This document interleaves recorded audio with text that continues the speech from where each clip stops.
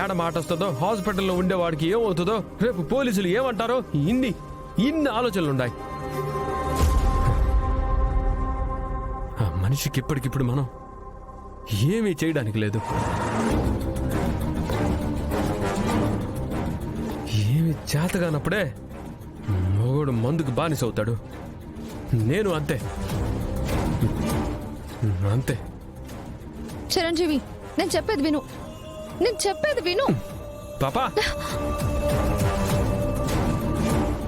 ఈ ఒక్క పొద్దున నిడిచిపెట్టు. నాకు తాగాలనుండది, తాగుతానంతే.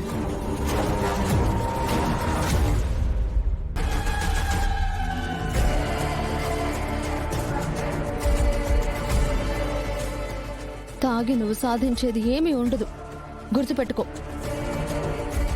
ఈ తాగుడు వల్లే నువ్వు నీ కుటుంబానికి దూరం అయిపోతున్నావు.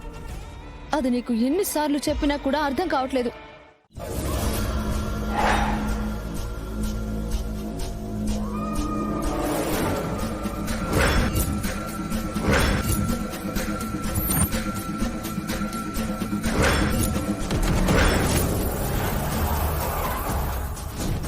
రేయ్, వాళ్ళు నీ మీద చేసుకున్నారు. ఎట్టి పరిస్థితుల్లో ఇంట్లో ఎవ్వరిని బతకనివ్వకూడదు. తెల్లారేలోపు వాళ్ళ బ్రతుకులు తెల్లారిపోవాలి. వాళ్ళు దాచుకున్న బంగారం అంతా మనం దోచుకోవాలి.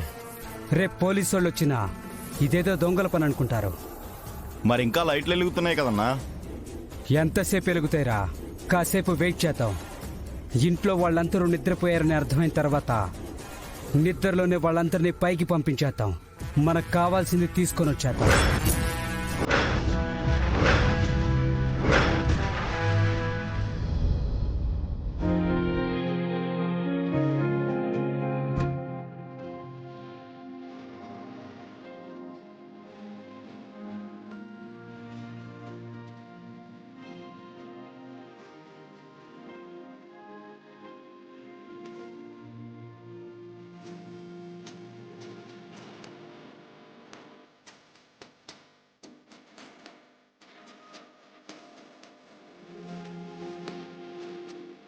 ఏమండి,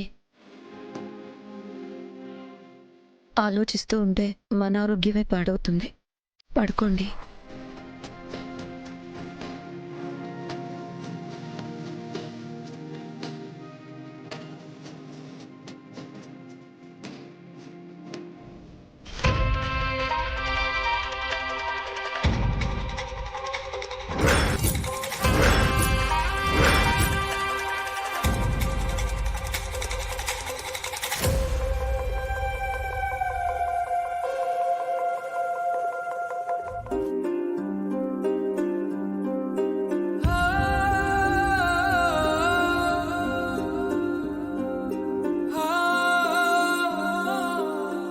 ఏంటమ్మా, నువ్వింకా పడుకోలేదా?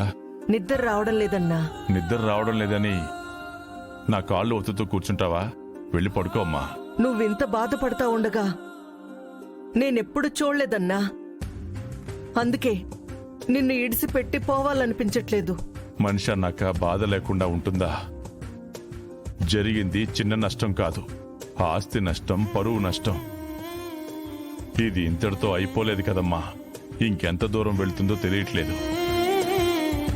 అయినా మనం ఏ తప్పు చేయలేదు. దేవుడు అనేవాడు చూసుకుంటాడు. నా గురించి ఆలోచించి నువ్వు బాధపడుకో. వెళ్ళి పడుకో. అట్లా కాదన్నా. వెళ్ళమ్మా, వెళ్ళి పడుకో. తొందరగా రారా. రే చిరు,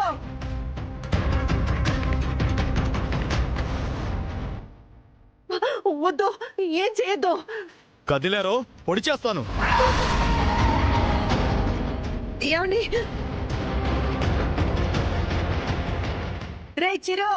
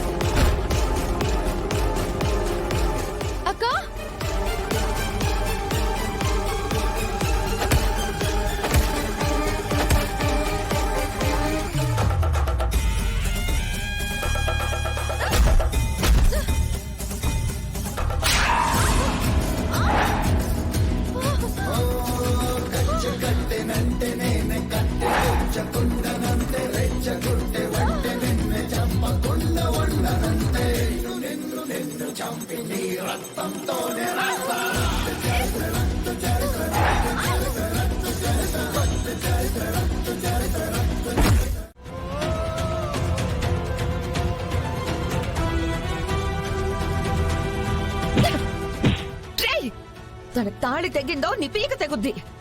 అవునా నీ తాలి కూడా తెంపేస్తే ఏం చేస్తావే? వదలు, రే, వదలు, వదలు. రేయ్